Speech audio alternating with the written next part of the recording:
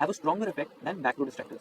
Findings: front row distractors FR are is greater than back row distractors BR in terms of interference. So front row distractors have higher interference than back row distractors, right?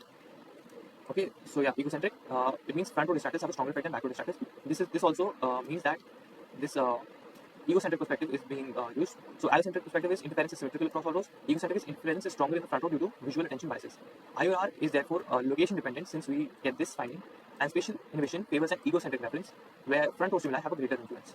Now, back row experimental design, it contains distractors that were positioned behind the target. Like the FR setup, trials had distractors appearing in the back row before target trials. Target response times were measured.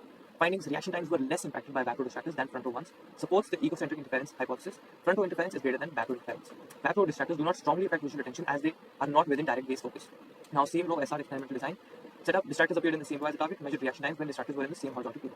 Now, finding was the reaction times were immediate between FR and PR conditions. The inhibition effect exists within the same row, but is not as strong as the front row effect. Now, these are the conclusions. Negative priming responses are slower when a previously ignored item becomes the target. Suppose the idea that suppression mechanisms remain active over time. Location-based inhibition of return. Spatial inhibition exists, meaning attention not only suppresses objects but also locations. IOR is stronger for front row distractors than back row ones. Therefore, the front row interference is greater than the back row interference. Now, egocentric interference dominates. Front row distractors cause more inhibition than back row ones, so the IOR is more for them. Allocentric interference is weaker. Equal inhibition across all locations, which suggests an allocentric frame, which is not observed. Experimental findings confirm cognitive attention bias, front row greater than same row greater than back row in terms of inhibition strength. This supports IOR as a mechanism to prevent re-examining previously attended locations, facilitating exploration of new locations. Right, now we're going to discuss the terms in depth. So negative priming it refers to delayed reaction times when a previously ignored distractor becomes the target in a subsequent trial.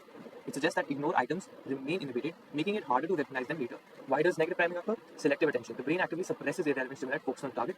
Inhibitory control. Once an object is ignored, the suppression mechanism prevents it from interfering in subsequent tasks. Reactivation cost. If a suppressed item becomes the target, extra cognitive effort is required to reactivate it, leading to a slower response. Right? So this is a very important topic, and good points are mentioned here, so you can go through these again. Example, suppose you're searching for a red book on a cluttered shelf and you actively ignore a blue book. If you later need to find a blue book, you may take longer because it was previously suppressed. So it would basically require more attention and reactivation cost or a higher cognitive effort to find it.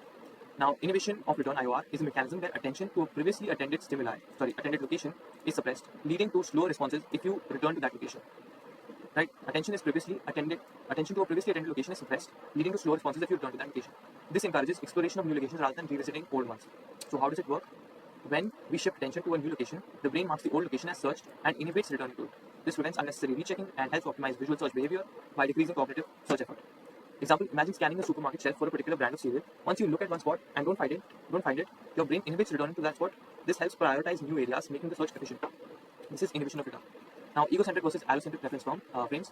Egocentric is self-centered perspective. Objects are represented relative to the observer's viewpoint. The cup is in front of me, right?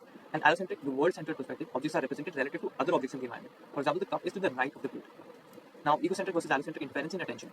So, attention is biased towards objects in the front row as they are directly in our line of sight. This is the egocentric interference. And allocentric interference would be all distractors equally impact attention, regardless of their position relative to the observer, because we are talking in terms of the world perspective, right? So that is allocentric. Now, experimental prediction: if interference follows an egocentric pattern, front row distractors will have the strongest impact. And in case interference followed an allocentric pattern, which it does not, all distractors will have an equal interference, right? So, now analysis, we can do that here. Front row distractors cause the strongest interference, which we discussed above again. Slowest reaction times. This supports the egocentric bias. Objects in front of us have the highest visual property. Front row distractors strongly impact attention because they are within direct visual focus. And yes, so visual attention is bias driven. The brain naturally prioritizes what's in front. Front row distractors impair the most. Confirming an egocentric bias, IOR favors an egocentric reference frame. Front row distractors have the strongest inhibitory effect. Back row distractors have weaker effects because they are not directly in the visual field. Right? So how does this apply to real life? Driving and safety, front-facing distractors like billboards or dashboard lights, have the strongest impact on attention because they are in our direct line of sight in front of us. So backseat distractions have less impact due to IOR effects, inhibition of return. Interference and UI design, important buttons should be placed where attention is naturally directed front and center, right? And search and surveillance, security personnel should minimize front row distractions to maintain focus on new areas. So that's it about this video, and thank you guys for watching.